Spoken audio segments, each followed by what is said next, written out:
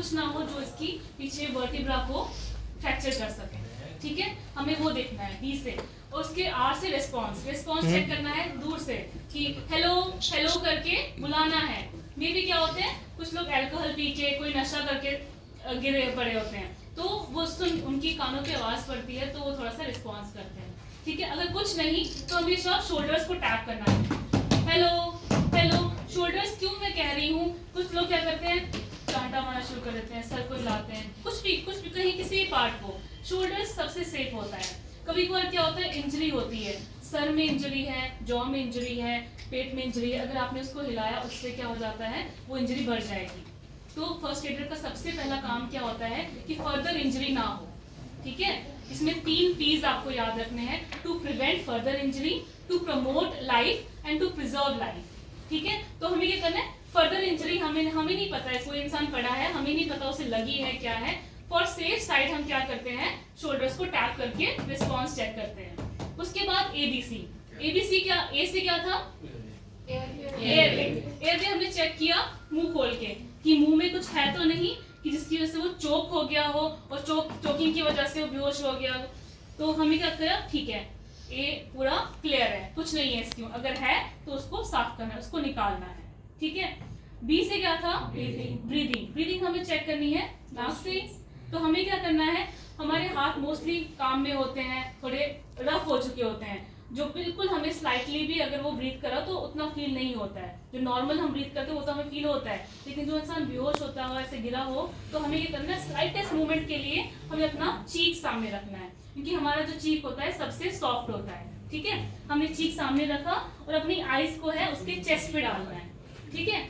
तो उससे क्या हो जाएगा, हमें यहाँ से फील भी हो जाएगा, लुक लिसन एंड फील। हमने यहाँ पे अपनी आईज रखी ताकि उसकी चेस्ट में भी, उसकी चेस्ट ऊपर नीचे हो तो हमें पता चल जाए कि हाँ है। और हमें कब तक करना है, 10 सेकेंड्स तक, उससे कम नहीं, ठीक है। 10 सेकेंड्स तक पूरा हमने करना है। क्यों, क्योंकि अगर स्लाइटली भी थोड़ा सा भी अगर वो ब्रीथ कर रहा है तो हमें सीपीआर नहीं देना है, ठीक है, सीपीआर नहीं देना है, सिर्फ उसकी लेग रेज करनी है। ऐसा ना हो सीपीआर देते देते उसको फिर से दम घुट जाए और वो मर जाए, ठीक है, ऐसा भी होता है। इसलिए कि हमें बहुत ध्यान से देना है कि हमें सीपीआर किस बंदे को देना है, किसको नहीं देना है। तीसरा क्या था, सर्कुलेशन। हमने क्या किया, यहाँ से उसकी चेक की, वो भी कब तक, 10 सेकेंड्स तक, ठीक है, ताकि स्लाइटली भी अगर हो हमें कोई डाउट नहीं रहना चाहिए कि हमें सीपीआर देने से पहले कोई डाउट नहीं रहना चाहिए कि इंसान जिंदा था या बेहोश था या क्या था, ठीक है, कोई डाउट नहीं रखना है। हो गया एबीसी। उसके बाद क्या करना है, हमें चेस्ट पे, सबको पता है कि चेस्ट पे देते हैं, कहाँ देते हैं किसी को नहीं पता, हाथों से देते हैं पता है, कैसे देते हैं नहीं पता, ठीक है। हमने चेस्ट को ओपन किया, ठीक है, अगर उसमें कोई शर्ट पहनी है, बटन वगैरह वो खोलो, क्योंकि बटन टूटेंगे, उसको भी चुभेंगे, आपको भी चुभेंगे। आपकी कोई एक्सेसरीज है वो बाहर निकाल दो, ठीक है, कोई भी हो ना रिंग्स वगैरह है वो बाहर निकाल दो, जो आपकी बाकी एक्सेसरीज है साइड पे रख दो, क्योंकि वो भी चुभेंगी और क्या हो जाएगा, वो टूट भी जाएंगी, आपको इंजर होगा, उसको भी इंजर होगा, ठीक है।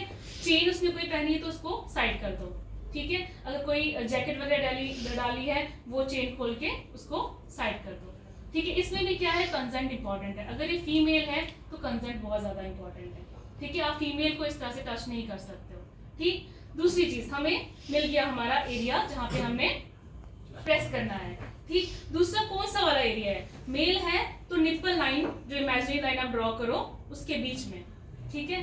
फीमेल है तो हमें क्या करना है, जो हमारी ये बोन होती है यहाँ से यहाँ तक, स्टर्नम जिसे कहते हैं, ठीक है, जहाँ पे वो बंद हो रही है, जहाँ पे वो एंड हो रही है, वहां से 2 फिंगर ऊपर तक, ठीक है। यहाँ पे या तो आप ऐसे करके मेजर कर लो या ऐसे करके मेजर कर लो, ठीक है, जैसे भी आपको ठीक लगे मेजर करके ये पॉइंट हमारा बन गया।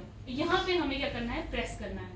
अब कोई क्वेश्चन होगा कि हार्ट तो लेफ्ट साइड होता है, राइट साइड नहीं होता है ना, या मिडल में नहीं होता, लेफ्ट साइड होता है, ठीक है। दूसरी चीज क्या होती है, जो हमारी बॉडी है, जो हमारी बॉडी में से पार्ट ऑफ ब्लड निकला है वो न्यू सेल्स में तब्दील हो जाता है। सबसे पहले हमने क्या करना है, DR डॉक्टर्स ABC, ठीक है। डी से डेंजर देखना है कि आसपास वायर तो नहीं है, कीड़ा तो नहीं है, ठीक है, हम रोड के बीचों बीच में तो नहीं दे रहे हैं, रोड के बीच में नहीं देना है, उसे एक सेफ साइड, सेफ जोन में देना है। और क्या होना चाहिए, जो हमारा सरफेस है वो बिल्कुल प्लेन होना चाहिए, ये टेबल पे नहीं, ठीक है, नीचे ग्राउंड पे बिल्कुल प्लेन पे, अगर आप रोड साइड पे हो, रोड साइड पे भी ऐसी रोड ढूंढो, तो इससे क्या होता है आपकी एक बॉडी को एक रीस्टार्ट सा मिलता है, ठीक है। तो जब भी, और दूसरा और तीसरी चीज, ये तो दो चीज फायदे आ गई।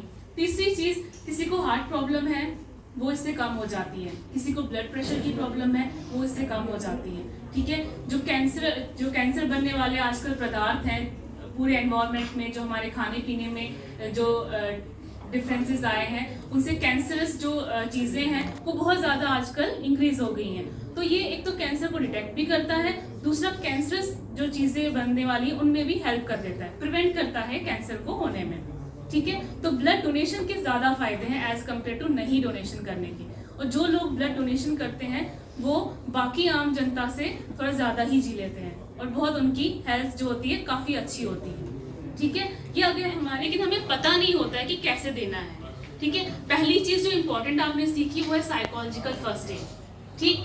साइकोलॉजिकल फर्स्ट एड हम देते सबको हैं और ये इम्पोर्टेंट है। दूसरी चीज़ आ जाती है, जब भी कोई कहानी है, हम ऑलरेडी कमज़ोर हैं, ठीक है, तो मिथ यही है कि कमज़ोरी आ जाएगी, अदरवाइज क्या होता है, कमज़ोरी बिल्कुल नहीं होती है, ठीक है। इसके फायदे बहुत ज़्यादा हैं, डीमेरिट्स बहुत कम है ब्लड डोनेशन के। तो डीमेरिट्स बस इतना है कि आपके दिमाग में है कि मुझे कमज़ोरी आ जाएगी, दूसरा जो सिरिंज नीडल है वो बहुत ज़्यादा मोटी है, सारे हेल्थ चेकअप्स हो जाते हैं, ठीक है। आपके हर एक टेस्ट हो जाते हैं कि आपको कोई प्रॉब्लम तो नहीं, अगर आपको कोई प्रॉब्लम निकलती है उन टेस्ट वगैरह में से तो आपको इन्फॉर्म कर दिया जाता है, ठीक है। ये सबसे बड़ा बेनिफिट है, क्योंकि अगर आप यहाँ पे हेल्थ चेकअप करने जाते हैं तो उसके बाद क्या है कि हम ब्लड डोनेशन के बारे में सबको क्या होता है, एक मिथ होता है कि हम ब्लड डोनेशन क्यों करें, ठीक है। सब लोग चाहते हैं कि हम खाते पीते हैं, हम क्यों डोनेट करें। तो अगर मैं अभी भी यहाँ पे किसी से पूछूं कि आपने ब्लड डोनेशन कितनों ने किया है, हार्डली 10% लोग ही होंगे जिन्होंने ब्लड डोनेशन किया है विदाउट एनी रीज़न, ठीक है। सबसे पहले मैं ये बताना चाहूँगा कि मैं ऑफिशिएटिंग प्रिंसिपल डॉक्टर संजय करलूपिया, मेरे साथ हैं मैडम डॉक्टर मीनाक्षी ठाकुर, ये जो हमारा रेड क्रॉस सोसाइटी के कन्वीनर हैं, कोऑर्डिनेटर हैं। जितने भी प्रोग्राम्स होते हैं रिगार्डिंग रेड क्रॉस के, तो ये मीनाक्षी मैडम ही करती हैं। और हमारे साथ में हैं डॉक्टर शबीर अहमद, ये इसके एनएसएस के प्रोग्राम ऑफिसर हैं। और ये जितने भी सोशल एक्टिविटीज़ जो होती है इन्हीं दोनों टीचर्स के अंडर होती हैं। तो आज मैं आपको ये बताना चाहता हूँ कि रेड क्रॉस सोसाइटी के डॉक्टर नूर आई हैं, उसके साथ उनके ऑफिसर्स भी आए हैं। स्पेशली ब्लड डोनेशन कैंप के लिए अवेयरनेस अभी उन्होंने फ़िलहाल दी है, ब्लड डोनेशन कैंप्स भी वो करते हैं। और इसके साथ साथ में बच्चों को बड़ा अच्छा वो एक अच्छे तरीके से वो समझा रहे हैं, अवेयरनेस दे रहे हैं ब्लड डोनेशन के अलावा और क्या क्या सोसाइटी में रहते हुए एक दूसरे की कैसे कैसे हेल्प की जा सकती है। जैसे कोई डिज़ास्टर्स हो जाते हैं, अर्थक्वेक है, फ्लड्स है, कोई एक्सीडेंट्स हैं, किसी भी प्रकार के एक्सीडेंट्स हैं, या इवन के जैसे किसी भी तरीके की मुसीबत जो लोगों में सोसाइटी में आती है, तो उसमें एक दूसरे की बच्चों ने कैसे हेल्प करनी है। साइकोलॉजिकल भी अगर कहीं पे पैसे भी डोनेट करके की जा सकती है, कहीं कोई आर्टिकल्स चीज़ें भी डोनेट करके की जा सकती हैं। और बड़े सारे ऐसे मल्टीपल चीज़ें बताई हैं कि हम सोसाइटी में एक दूसरे की हेल्प करनी चाहिए और डेफिनेटली करनी चाहिए। इससे भाईचारा बढ़ता, प्यार बढ़ता है और एक अच्छा नागरिक, अच्छा सिटीज़न, इसमें एक देशभक्ति की भावना भी जागती है कि irrespective of any caste, colour, creed, हमें एक दूसरे को सपोर्ट करना है एक देश के नागरिक होने के नाते।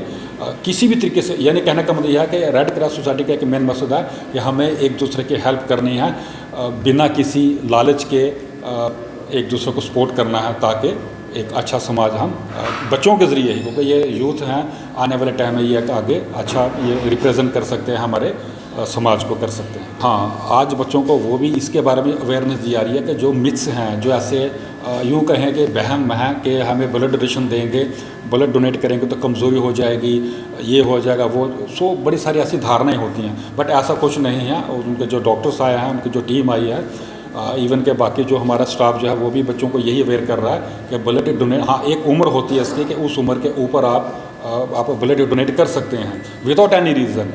किसी परिवार का मेंबर अगर मुसीबत में है या कोई आपका कोई जान पहचान दोस्त मुसीबत में है, खाली वैसा नहीं है, बिना किसी रीज़न के भी ब्लड डोनेट करना एक मेडिकली पॉइंट ऑफ व्यू से, साइंटिफिकली पॉइंट ऑफ व्यू से भी बहुत हेल्दी होता है। इससे एक बॉडी में एक नया रक्त संचार होता है और बॉडी हेल्दी रहती है। ऐसा कुछ नहीं है, बच्चों को ये अवेयर कर दिया है कि ब्लड डोनेशन करने से कोई मतलब ऐसी कोई परेशानी वाली बात नहीं है। ब्लड डोनेशन करना चाहिए ताकि हम दूसरों की ज़िंदगी को बचाया जा सके। यूथ के लिए ये संदेश है कि ब्लड जहाँ भी कभी ज़रूरत पड़े, क्योंकि हॉस्पिटल्स में इसकी बहुत ज़रूरत होती है। बड़े सारे पेशेंट्स होते हैं जिनको हर मंथ में उनको एक ब्लड ट्रांसफ्यूज़न करनी पड़ती है, उनको नया ब्लड चाहिए होता है। उसके अलावा भी कुछ जो एमरजेंसी में पेशेंट्स आते हैं, एक्सीडेंट विक्टिम्स होते हैं, उनको भी ब्लड चाहिए होता है। तो बच्चों के ज़रिए हम ये अवेयरनेस करते हैं, ये सोसाइटी में भी आगे जाकर ये मैसेज फैलाएंगे कि जहाँ तक हो सके, पॉसिबल हो सके, तो बीच बीच में कभी जब भी टाइम मिले ब्लड डोनेशन, आप तो कैंप्स भी लगते हैं, नहीं तो आप हॉस्पिटल जाकर भी ब्लड डोनेट कर सकते हैं।